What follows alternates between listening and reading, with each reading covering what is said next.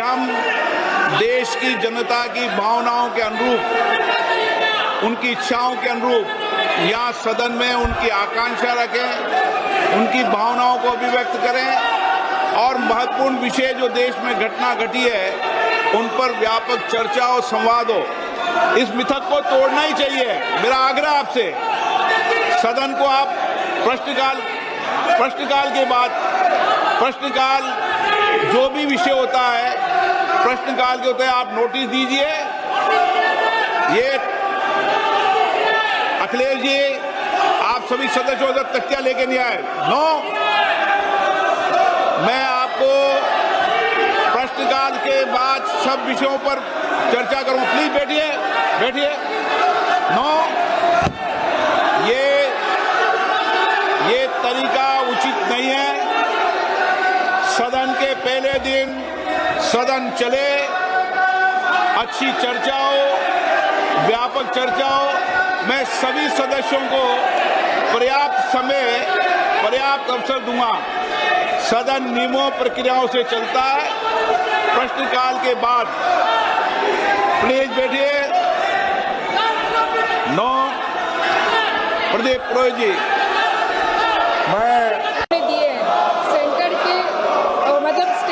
District के अनुसार से वहाँ पे हर खेल की शुरुआत हो चुकी है और अगर कुछ अलग उनकी अपेक्षा होगी तो हम जरूर पूरी करेंगे। आप ऑपरेशन सिंदूर पर चर्चा करना चाहते हैं? जाओ बैठो, प्रश्नकाल बाद चर्चा कराएंगे। चलो बैठिए सदन के अंदर।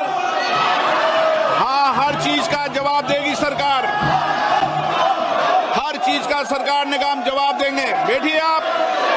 प्रश्नकाल के अंदर किसी को बोलने की इजाजत नहीं होती है। माननीय सदस्य प्लीज बैठिए। पूरा प्रश्न दो। माननीय मंत्री जी, आज ग्रामीण क्षेत्रों में खेल प्रतिभाओं की भागीदारी तेजी से बढ़ रही है और मिनी स्टेडियम इस दिशा में बहुत सहायक सिद्ध हो रही है।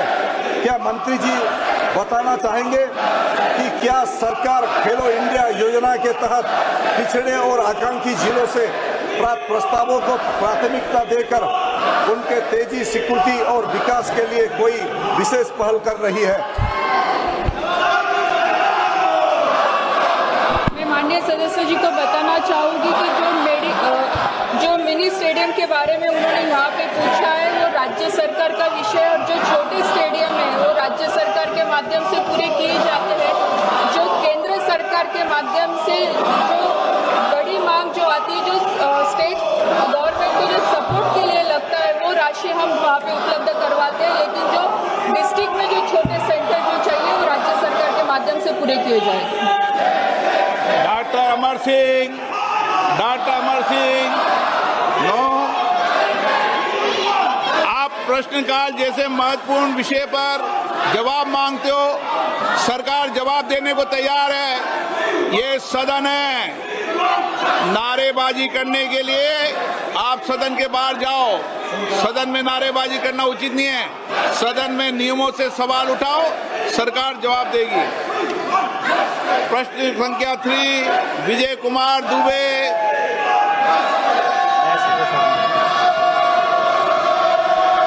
माननीय मंत्री महोदय,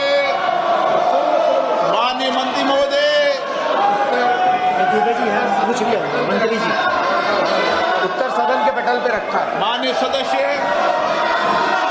माननीय अध्यक्ष जी, आपके माध्यम से मेरा माननीय मंत्री जी से प्रश्न है। चूंकि पीएम इंटरशिप योजना का लाभ विशेषकर देश के किनारे बसे उन पिछड़े जिलों के लिए अति महत्वपूर्ण है जहां की कोई औद्योगिक व्यवस्था नहीं है। असहाय परिवार के युवा यदि कठिन परिस्थितियों में हाई स्कूल इंटर कर लिए तो भी उनको मजबूरीवश मजदूरी करना पड़ता है। अतः क्या माननीय मंत्री जी ऐसे ही जिला कुशीनगर, गोरखपुर ऐसे पिछड़े जहां गत वर्ष मात्र कुशीनगर में 20 बच्चों का स्कोप मिला था कि माननीय मंत्री जी से मेरा प्रश्न है, ऐसे पिछड़े जिले कुशीनगर और अन्य जगह स्कोप को बढ़ाने की व्यवस्था सुनिश्चित करेंगे? आदरणीय अध्यक्ष महोदय, प्रधानमंत्री इंटर्नशिप स्कीम आदरणीय प्रधानमंत्री नरेंद्र मोदी जी के नेतृत्व में देश के 1 करोड़ युवाओं को 5 साल में 1 करोड़ युवाओं को 5 साल के अंदर इंटर्नशिप देगी, जिसमें 10वीं 12वीं ग्रेजुएट तक के जो युवा हैं वो पार्टिसिपेट कर पाएंगे।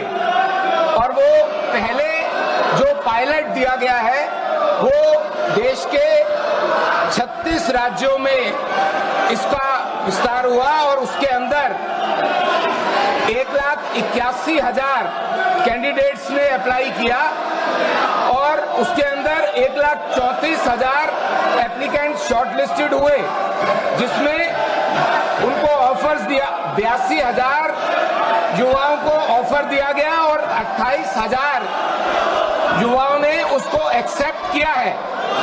तो इसमें हर राज्य के लगभग हर जिले के अंदर इसमें पार्टिसिपेंट्स हैं और उन्होंने इसमें भाग लिया है, उनको मौका दिया गया है। गोरखपुर में भी माननीय सदस्य का ये प्रश्नकाल है। मैं माननीय सदस्यों से फिर आग्रह करता हूं वह अपनी अपनी सीट पर जाकर बैठे। नियम प्रक्रिया में उठाए गए हर मुद्दों के पर चर्चा होगी। आप प्रश्नकाल नहीं चलने देना चाहते, आप सदन नहीं करना चाहते, सदन की कार्रवाई आज 12 बजे तक के लिए स्थगित की जाती है।